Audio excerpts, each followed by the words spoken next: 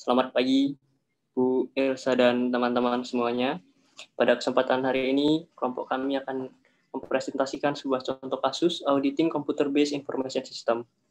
Sebelumnya, izinkan saya untuk memperkenalkan diri dulu. Nama saya Yohanes Baptista Kristiadi Raharja, NIM 1921144035 sebagai presenter, ditemani oleh teman kami, Ignatius Loyola Kristianto Prasojo 1921144034 sebagai penyusun, Aloysius Yudayu Mawan 1921144036 sebagai pengumpul, dan juga anggota kami Gregorius Bagus Wicanarko 1921144033.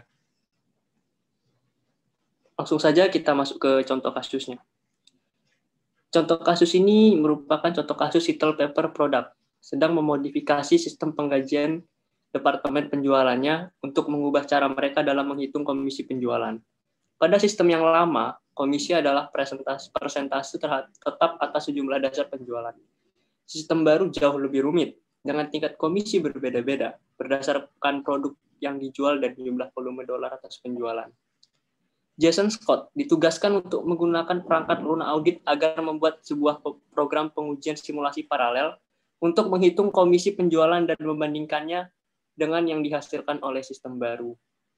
Jason mendapatkan dokumentasi sistem penggajian baru yang diperlukan dan detail-detail atas kebijakan komisi penjualan baru serta menyiapkan programnya.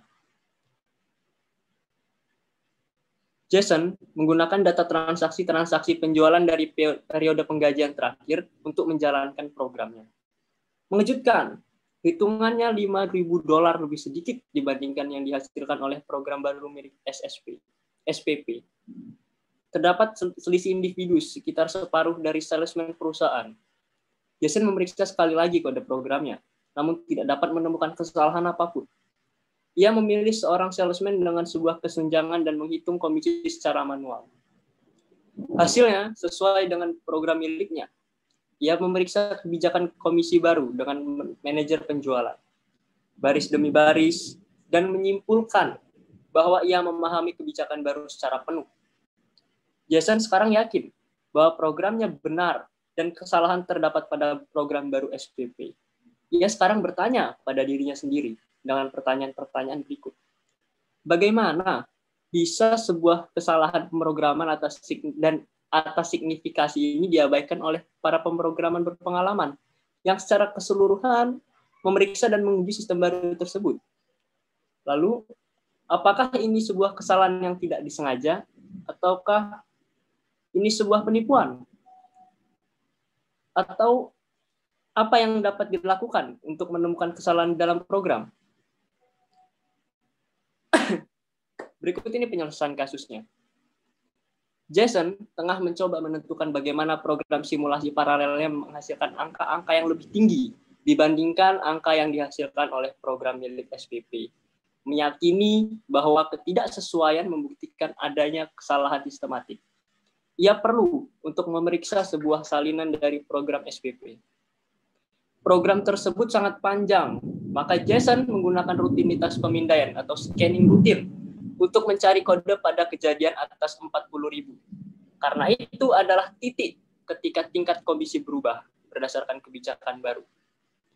Ia menemukan sebuah tingkat komisi 0,085 untuk penjualan di atas $40.000 saat kebijakan hanya menyebutkan 0,075.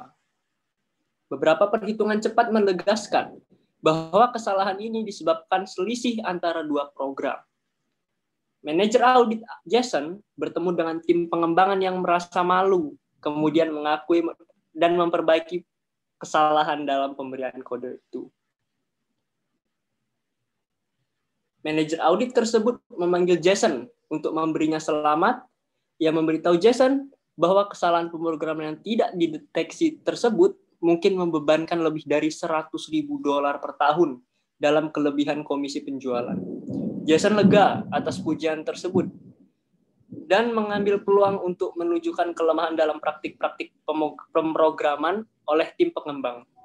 Pertama, tabel tingkat komisi diletakkan dalam kode program. Praktik pemrograman yang baik mensyaratkan bahwa tingkat komisi disimpan dalam sebuah tabel, terpisah agar digunakan oleh program tersebut ketika dibutuhkan. Kedua, insiden yang mempertanyakan kualitas atas pengembangan program dan praktik pengujian SPP. Jason menanyakan apakah sebuah audit operasional yang lebih luas atas praktik-praktik tersebut sesuai.